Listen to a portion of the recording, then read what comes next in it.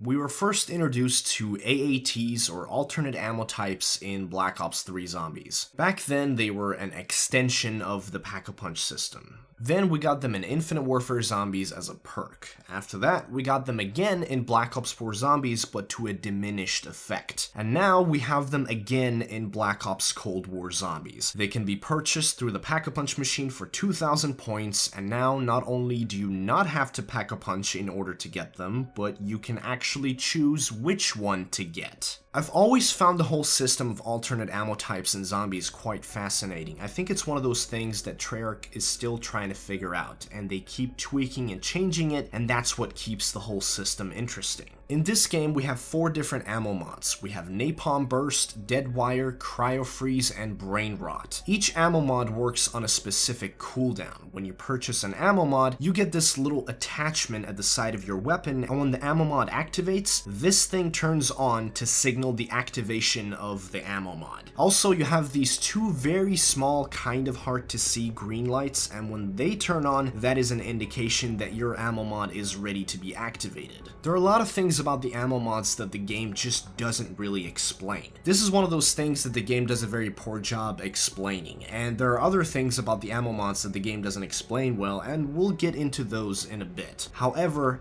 I do appreciate the fact that now we actually have an indication as to when the ammo mods are ready to be used. Each ammo mod can be permanently upgraded 3 times, and with each upgrade, they become stronger and gain additional advantages. Before I get into my ranking, let's take a closer look at each of the ammo mods. First, we have Napalm Burst. The description reads, bullets deal fire damage. Each bullet has a chance to apply a burn effect on normal enemies, dealing 10% of their maximum health in fire damage over 5 seconds. This ammo mod has a 3-second cooldown. For Tier 1, the initial burn effect deals 5% of enemy maximum health in fire damage. For Tier 2, increased burn duration to 10 seconds, and for Tier 3, double burn effect damage. So after you fully upgrade this ammo mod, upon activation, it does 50% damage to a single zombie over 10 seconds. So Napalm Burst is able to take 50% of a single zombie's health every 3 seconds. Next, we have Deadwire.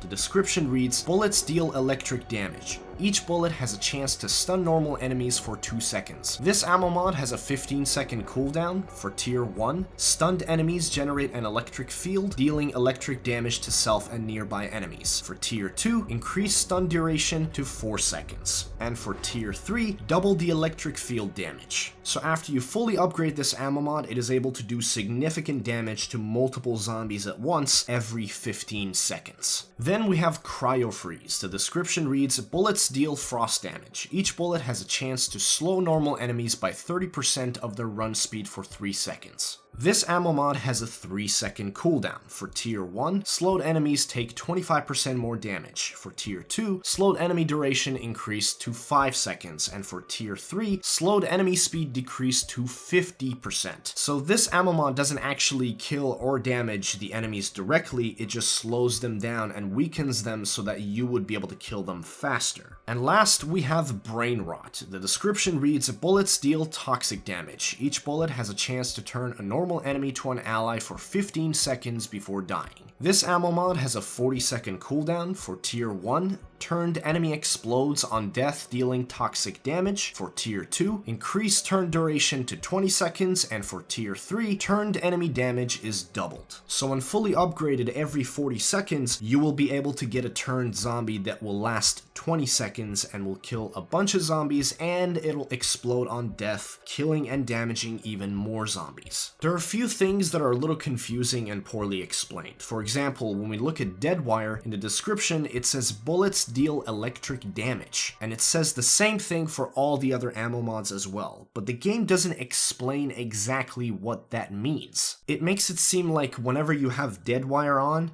regardless of activating the ammo mod, you're gonna deal electric damage, so it makes it seem like every bullet is gonna deal more damage in addition to having the alternate ammo type effect, but that's really not the case. Yes, every bullet will deal electric damage, but only certain enemy types will be affected by the electric damage. For example, if you shoot a zombie, you're not going to see any additional damage being dealt, but if you shoot the Megaton with Deadwire, you're going to deal 50% additional damage. because electric damage is only going to affect the Megatons. If you have Napalm Burst, you're gonna deal fire damage. It's not gonna work against the Megatons or the zombies, but it's gonna work against the Plague Hounds. It's just one of those things the game doesn't really explain at all. Now, with all that being said, let's rank the 4 ammo mods from worst to best. Coming in at number 4, we have Cryo Freeze. The problem with Cryo Freeze is that it doesn't do any damage, it doesn't chain the zombies, it only affects one zombie at a time, and its effectiveness is very situational.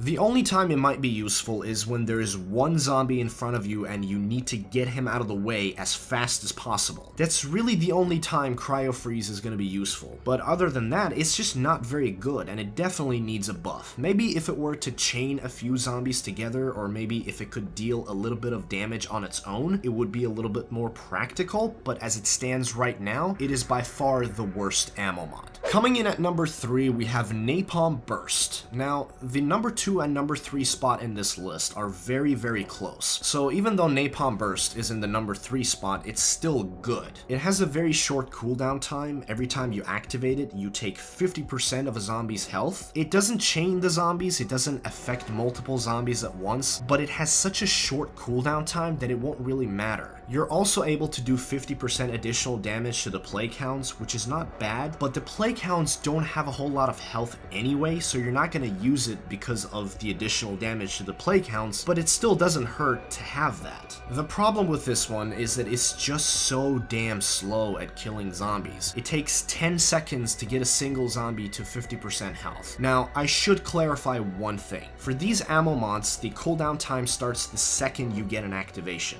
And that's another one of those things the game doesn't explain. So with Napalm Burst, it almost feels like it doesn't even have a cooldown. But it just feels like you're not really doing any damage with it because it takes forever to damage a zombie. So if you're looking for an ammo mod that you can use very often and do little damage, then Napalm Burst is the way to go. Coming in at number 2, we have Brain Rot. Now, like I said, it was very difficult for me to choose between Napalm Burst and Brain Rot for the number 2 spot. Napalm Burst has a lot of good things going for it, but I prefer Brain Rot just a little bit more. The turned zombie can do a lot of damage, and it could last for up to 20 seconds. There is one little thing that's kind of misleading about Brain Rot. The turned zombie doesn't always last 20 seconds. Most of the time, it lasts a lot less, and that's because the turned zombie has a limit of how many zombies it can kill. If it reaches that limit, it'll die.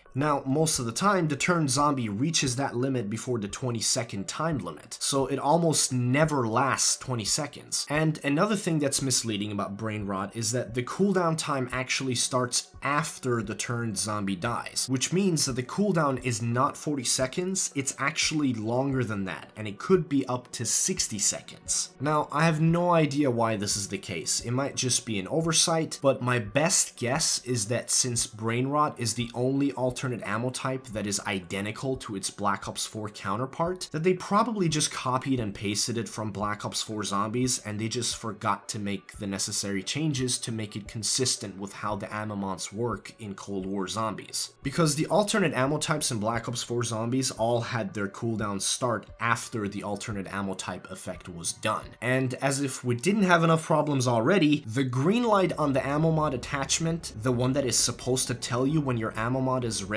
is a little buggy. So whenever you switch weapons and then switch back, the light turns green even though the ammo mod is not ready yet. And I realized that when I was playing with one weapon with Deadwire and another weapon with Brain Rot, and I wanted to sort of alternate between the two. I would use Brain Rot, then I would switch to Deadwire. But every time I switched back to my weapon that had Brain Rot, the light would be on as if it was ready. And I would keep shooting hoping to activate Brain Rot, but it wouldn't work because that attachment is bugged. And I'm only saying that because with Brain Rot, since it has the longest cooldown, you're gonna rely on that green light to tell you when it's ready to go.